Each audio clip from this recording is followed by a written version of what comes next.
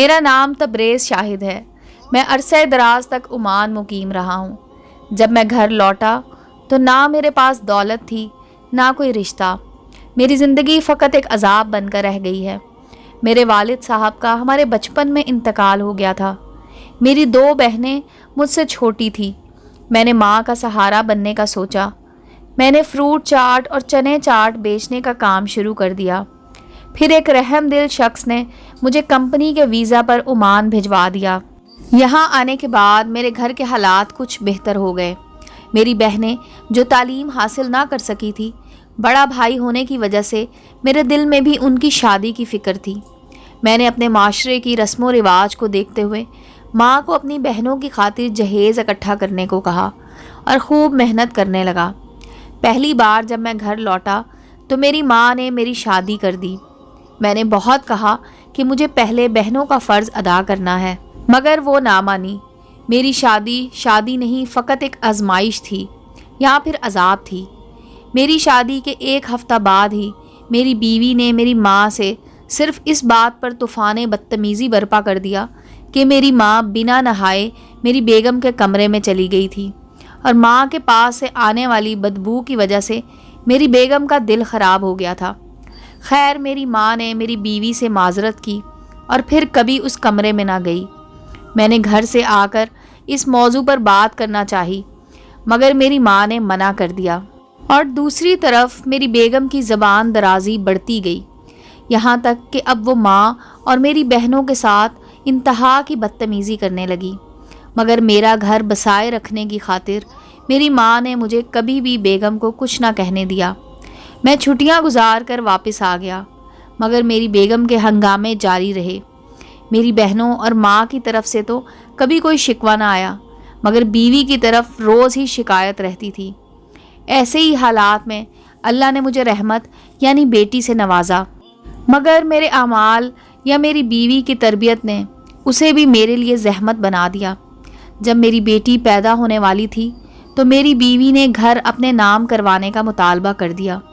مجبوراً میری ماں نے مجھے ایسا کرنے کو کہا تو میں نے گھر بیوی کے نام کر دیا۔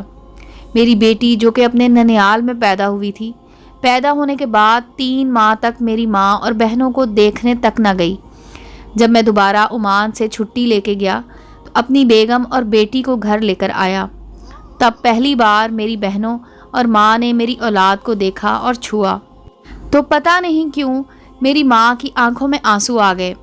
میں نے مسکراتے ہوئے کہا کہ میں کتنا سفر کر کے آیا ہوں، مجھے مل کر تو آپ نے آنسو نہیں بہائے، مگر پاس ہی سے 3 گلیاں چھوڑ کر آئی ہے، اس سے مل کر آپ آنسو بہا رہی ہیں۔ میری ماں نے میری بیٹی کو سینے سے لگا کر کہا، اصل سے سود زیادہ پیارا ہوتا ہے۔ خدا کی قدرت کہ اس رات میری بیٹی بیمار ہو گئی تو میری بیوی نے ہنگامہ کھڑا کر دیا کہ میری بیٹی کو تمہاری ماں نے جراثیم لگا دیے ہیں، یہاں تک کہ میری ماں کو جادو ٹونے کرنے والی کہہ دیا۔ پتہ نہیں کیسے، مگر تب پہلی اور آخری بار میرا ہاتھ میری بیگم پر اٹھ گیا۔ میری بیگم ایک بار پھر روٹھ کر میکے چلی گئی۔ میری ماں اور بہنوں نے میرے منع کرنے کے باوجود میری بیگم کے میکے جا کر معافی مانگی، اسے منا کر واپس لے آئیں اور مجھ سے کہنے لگی کہ ہماری وجہ سے اپنی بیٹی کی ذمہ داری کسی پر نہ چھوڑنا۔ کچھ عرصہ رہنے کے بعد میں واپس پھر عمان آ گیا، اور دوسری طرف میری بیگم نے مجھے گھر والوں کی مالی معاونت کرنے سے منع کر دیا۔ حالات اتنے بگڑ گئے کہ میری ماں میری بہنوں کو لے کر شہر شفٹ ہو گئی اور مجھے کہا کہ جیسا بھی ہو میں اپنے گھر کو بسائے رکھوں تاکہ کل کلا کو میری بیٹی کے لیے مسائل نہ بنے۔ میری ماں اور میری بہنیں شہر میں رہ کر لوگوں کے گھروں میں کام کرنے لگی، یہاں تک کہ میری ایک بہن جو کسی کے گھر میں بطور باورچی کام کرتی تھی، وہ سلنڈر پھٹنے سے مر گئی، اور میں بدقسمت انسان اپنی بہن کو قبر میں بھی نہ اتار سکا۔ میری وہ بہن جس کو شاید میں نے کبھی کسی غیر محرم کو دیکھنے بھی نہ دیا ہو، آج اسے غیر محرم قبر میں اتار رہے تھے۔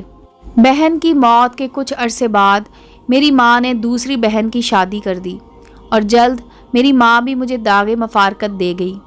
میں بمشکل ماں کے جنازے پر پہنچا تو پہلی بار میری سگی بہن مجھ سے انتہائی انجان لہجے میں مخاطب ہوئی، اور میں چاہ کر بھی وجہ نہ جان سکا۔ کہ سوگ سے فارغ ہونے کے بعد میں کچھ عرصہ گھر رہا اور پھر واپس عمان آ گیا۔ اب کی بار پہنچتے ہی میری بیگم نے مجھ پر خلا کا کیس کر دیا۔ مخصوص ٹائم کے بعد عدالت نے میری بیوی کے حق میں فیصلہ دے دیا۔ اولاد حوالگی کا کیس بھی میری بیوی جیت گئی۔ عدت پوری ہونے کے بعد فوراً دوسری شادی کر لی۔ میں جب اپنی بیٹی سے ملنے گیا تو میری بیٹی نے مجھے کہا کہ میں پڑھ کر آپ سے ایک ایک غلطی کا ازالہ کرواؤں گی، یہاں تک کہ آپ کی جادوگرنی ماں کو قبر میں نہیں چھوڑوں گی۔ میں نے بیٹی کو پیار سے سمجھانے کی بجائے اس پر ہاتھ اٹھانا چاہا، مگر پاس کھڑے میری سابقہ بیوی کے شوہر نے مجھے دھکا دے کر دروازے سے باہر پھینک دیا۔ جب میں نے نظر بھر کر اس جوان جہان انسان کو پہلی بار دیکھا تو مجھے اپنی بیٹی کی عزت بھی خطرے میں محسوس ہوئی، مگر افسوس میں کچھ نہیں کر سکتا تھا۔ میری سابقہ بیوی نے آواز دے کر کہا تھا، جب تم جل کر مر جانے والی بہن کی موت کی وجہ جان لوگے تو خود بھی جل کر مر جاؤ گے۔ یہ الفاظ نہیں، پگھلا ہوا سیسا تھے۔ میں اب اپنے ایک دوست کے ڈیرے پر رہتا ہوں، آنے جانے والوں کو چائے پانی دے دیتا ہوں اور بدلے میں کھانا، کپڑے اور رہنے کی جگہ مل جاتی ہے، مگر بیوی کے آخری الفاظ سنے تو اتنا سہم گیا ہوں کہ میں اپنی بہن کی مغفرت کی دعا کرتے ہوئے بھی ڈرتا ہوں، جبکہ میری سابقہ بیوی کو اس کے دوسرے شوہر نے قتل کر دیا اور میری بیٹی نے بھی کسی اور سے لو میرج کر لی ہے۔ بڑے بھی ٹھیک کہتے ہیں، ظلم کا بدلہ ہوتا ہے، علاج نہیں، مگر میں نے کبھی کسی پر ظلم نہیں کیا۔ میرے ساتھ ایسا کیوں ہوا؟ اللہ ہم سب کا حامی و ناصر ہو۔ امید ہے دوستو سٹوری اچھی لگی ہوگی۔ چینل کو لائک اور سبسکرائب کریں اور بیل آئیکن کا بٹن دبانا مت بھولیں تاکہ ہر نئے آنے والی سٹوری کا نوٹیفیکیشن آپ کو مل سکے۔ ملتے ہیں اگلی سٹوری کے ساتھ۔